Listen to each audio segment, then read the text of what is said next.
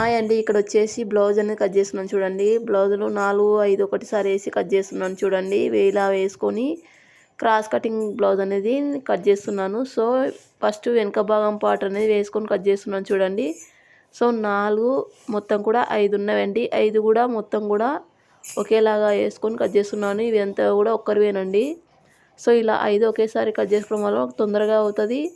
అదేవిధంగా మనకు తొందరగా కూడా వర్క్ అనేది కంప్లీట్ అవుతుందండి. సో ఈ విధంగా 5 లైనింగ్లు ఒకేసారి వేసుకొని కట్ చేస్తున్నాను చూడండి. ఈ భాగం కొలత పెట్టుకుంటున్నాను, లూజ్ కొలత పెట్టుకుంటున్నాను, తర్వాత పొడవు చూసుకుంటున్నాను. సో ఈ విధంగా కట్ చేసుకోవాలి మనం బ్లౌజ్ అనేది.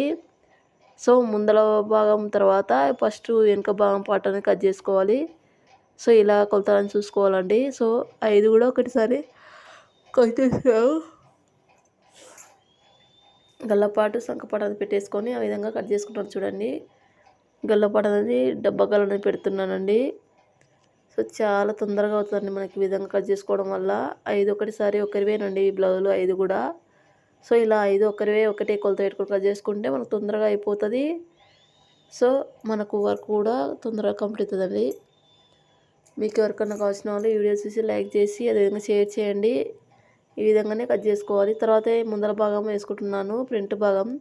సో ఫ్రంట్ భాగం కొంచెం ముందర భాగం ఎక్కువ క్లాత్ కొంచెం ముందరకేసి ఈ విధంగా కట్ చేస్తున్నాను. సో క్రాస్ కటింగ్ అండి ముందర భాగము. సో వెనుక భాగం పార్ట్ పైన ముందర భాగం పార్ట్ పైన వేసి ఈ విధంగా కట్ చేసుకుంటున్నాను. సో కొంచెం బట్ట అనేది ముందరకి జరుపుతున్నాను వెనుక భాగం కన్నా ముందర భాగాన్ని. సో ఇలాగ ఫ్రంట్ భాగం అనేది అంతా కూడా వేసుకొని కట్ చేస్తున్నాను చూడండి. సో ఇలా కట్ చేస్తున్నాను చూడండి. చాలా తొందరగా అయిపోతుందండి ఇలా కట్ చేసుకుంటే. మనకు 5 కూడా ఒక్కరే కాబట్టి ఈ విధంగా కట్ చేసుకోవడం వల్ల మనకు చాలా ఈజీగా ఉంటుంది. అదేవిధంగా తొందరగా కూడా అయిపోతుందండి.